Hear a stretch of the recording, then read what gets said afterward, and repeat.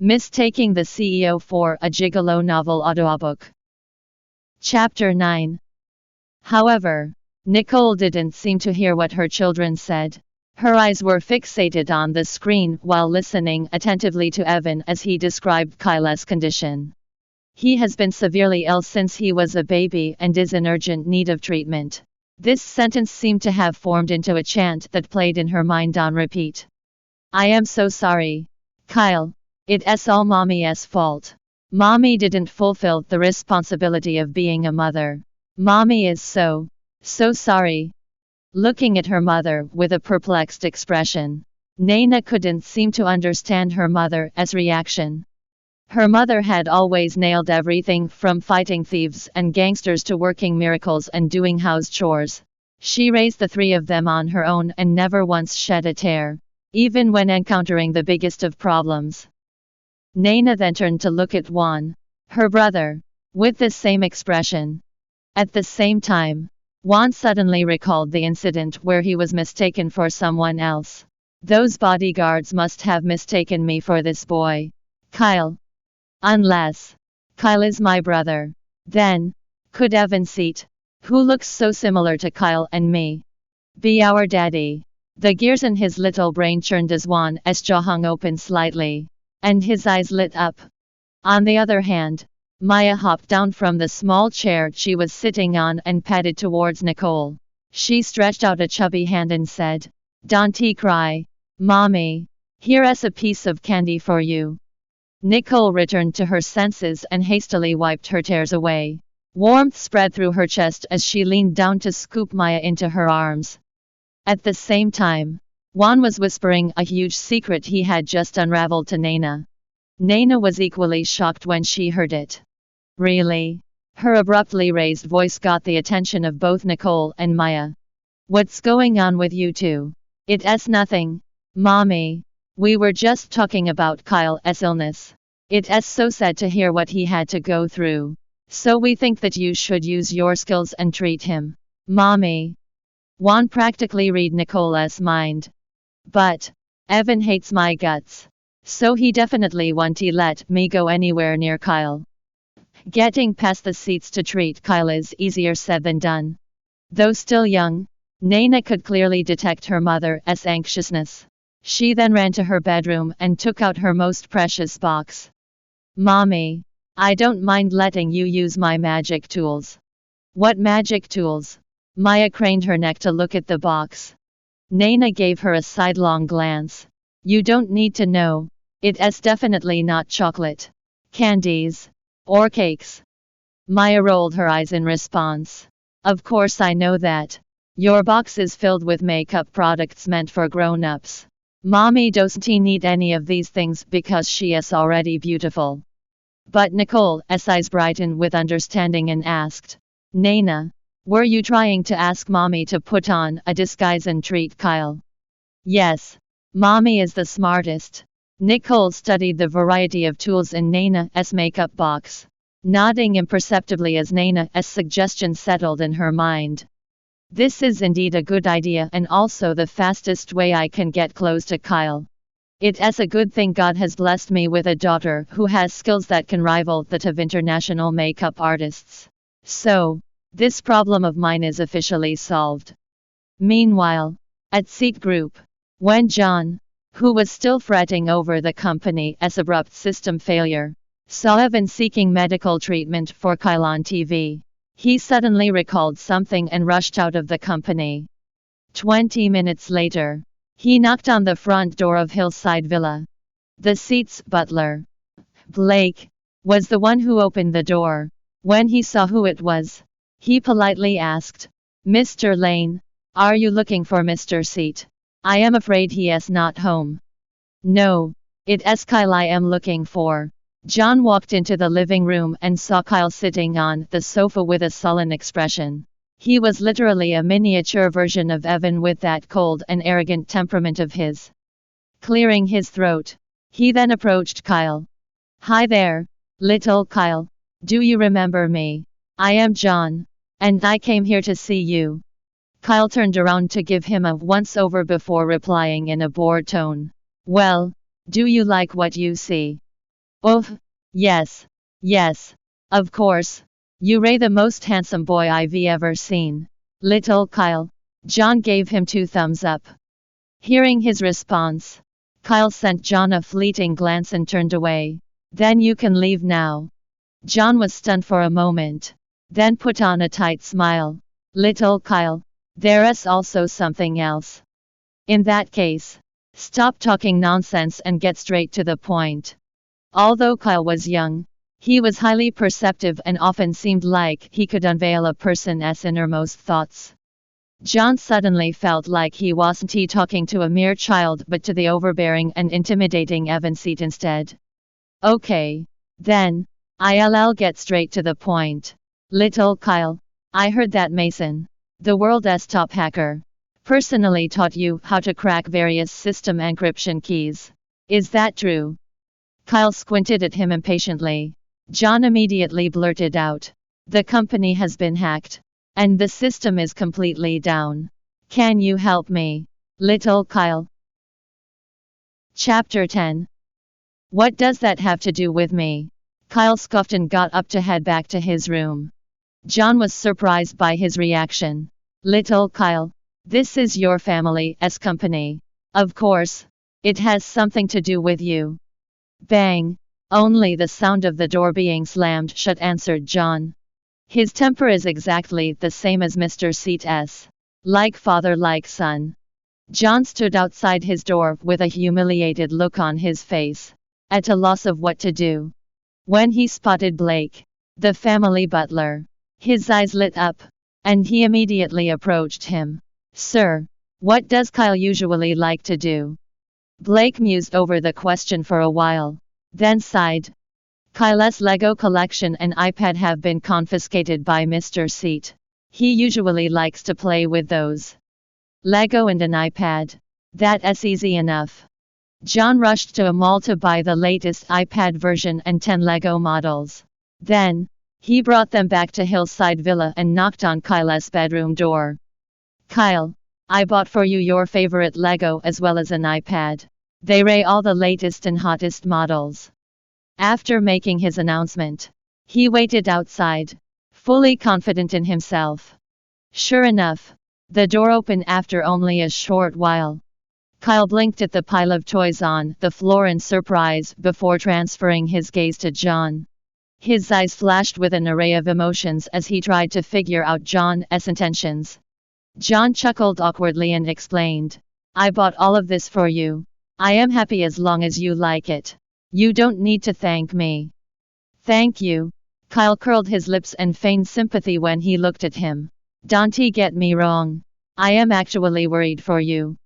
John's brows creased in confusion. My dad confiscated my Lego and iPad. But here you are, bringing me 10 different Lego models and a new iPad. Are you deliberately defying him? Huh? John's heart went cold. He didn't mean it like this at all. My dad hates it the most when people go against him. Just think about the consequences. The consequences.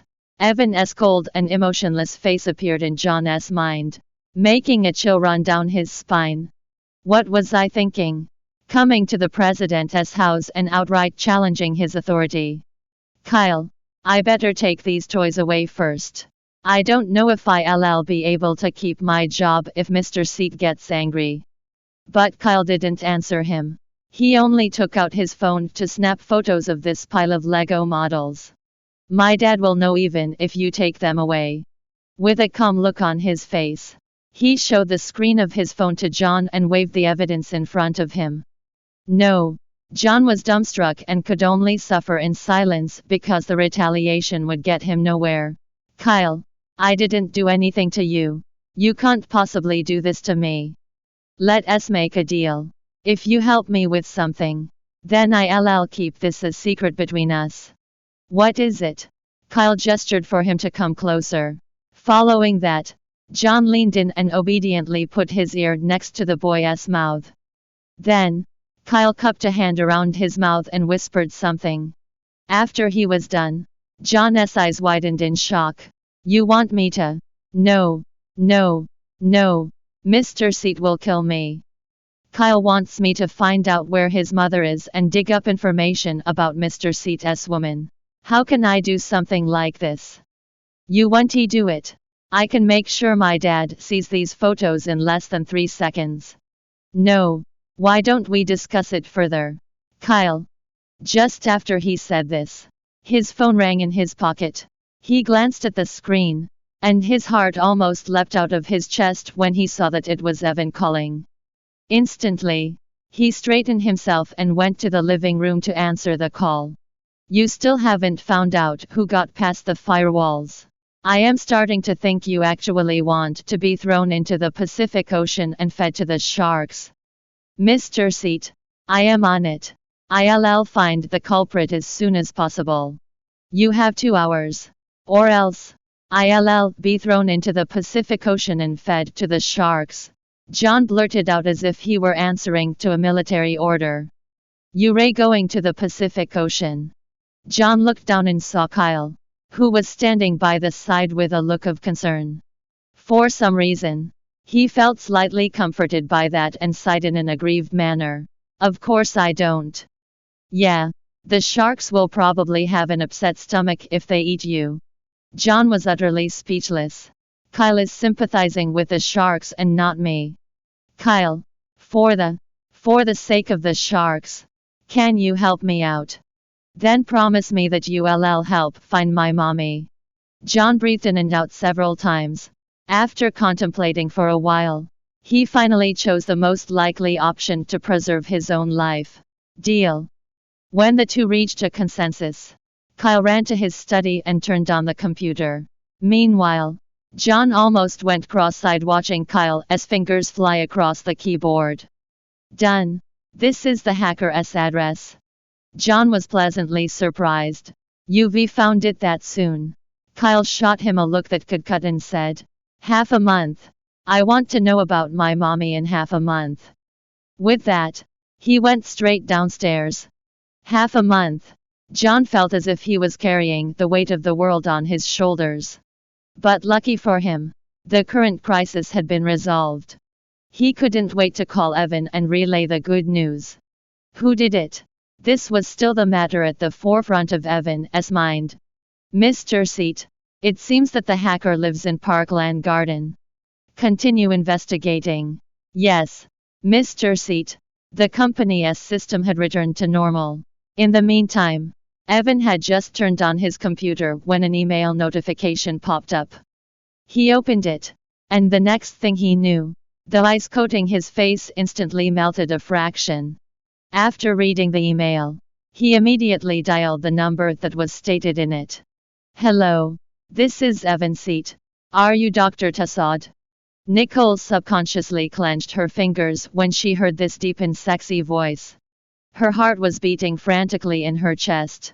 If it weren't for Kyle, I would never take the initiative to contact this vile and Lucifer-like pervert. Yes, I am Tassad. I heard that you were looking for me. I can save your son, but on one condition. Chapter 11. Outside Hillside Villa, an anxious Nicole mustered up her courage and pressed the doorbell. The face Nana drew is obviously different from the one before. No one's gonna know. That's right. So stay calm. Stay calm. The door opened, and the butler, Blake, glanced at her. Realization dawned upon him as he noticed the medical kit in her hand. Are you the miracle doctor who is here to see Kyle? Yes. Please come with me. Mr. Seet's waiting for you. Nicole carefully observed the villa while walking behind Blake. As expected of the Seet family, every decoration here reflects their power and wealth. As soon as she reached the living room, Nicole's chest tightened when she saw Evan's standoffish face. You're Dr. Tassad? He asked, gazing at her with a pair of hawk eyes. The woman appeared to be in her 30s and had slightly tan skin. She was the kind of woman who wouldn't stand out from the crowd if she were thrown into one. Yes, Nicole answered, gripping her fists as she tried her best to remain calm. After a pause, Evan responded casually, you may proceed. Seeing that he didn't recognize her, Nicole breathed a sigh of relief. "Please come with me, doctor," said Blake. After that, they headed to the bedroom, with Evan following behind. Kyle's room was decorated lavishly but also looked fresh and clean. "It looks like the Seets are treating him exactly as they should be." Nicole was relieved. However, her heart ached as she gazed upon an ashen-looking Kyle lying in bed. "This is Kyle, Dr. Tassad. Please have a look at him." With a nod, Nicole rushed to the bedside, leaned over, and touched Kyle's forehead. Kyle opened his eyes and frowned as he saw Nicole. As the mother and son met, Nicole was overwhelmed with mixed feelings. The agony was indescribable. "Where does it hurt?" "Kyle, who are you?" Kyle stared at her with his big eyes. All the women who came to the villa would always have their faces caked. But this lady was very different from the rest as she only had light makeup on. Moreover, she had a faint, reddish mark the size of a fingernail on her left cheek. The woman didn't look pretty, but there was something oddly familiar about her. "I am a doctor, and I am here to treat you." Her gaze darkened as she gently felt his pulse. From the boy's heartbeat, she could deduce that his stomach and lungs were very weak for someone his age. Kyle was coughing blood again just a while ago. "Dr. Tassad, what on earth is happening?" "His body is weak. That was why he coughed up blood earlier. This often has something to do with the digestive and respiratory tracts. And this time, it was his stomach. So he has to be extra meticulous with his diet. I'll perform acupuncture on him and give him a prescription later. After that, do remember to keep him under vigilant care." "All right." Hearing Blake's reply, Kyle began to act out. "I don't want any acupuncture. I don't need to be treated because I am perfectly fine. Get her out of here." Evan, who had remained silent all this while, finally spoke up. "Behave, Kyle." Despite giving the boy an order, there was a trace of pity in his voice. Nicole glanced at him before walking toward Kyle with a few long and thin silver needles. Right then, Kyle proceeded to kick up another fuss before she even touched him. "No, I am not sick. I don't want acupuncture." "That's enough, Kyle." With Evan's sudden yelling, the old child burst into tears. "Mommy, I want my mommy."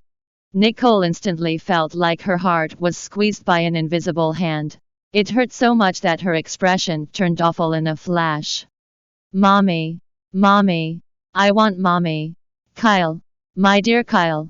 At that moment, Nicole could no longer contain herself at the sound of the child's weeping anymore. With trembling hands, she reached out towards Kyle's arm. Chapter 12. "I told you your mother's dead.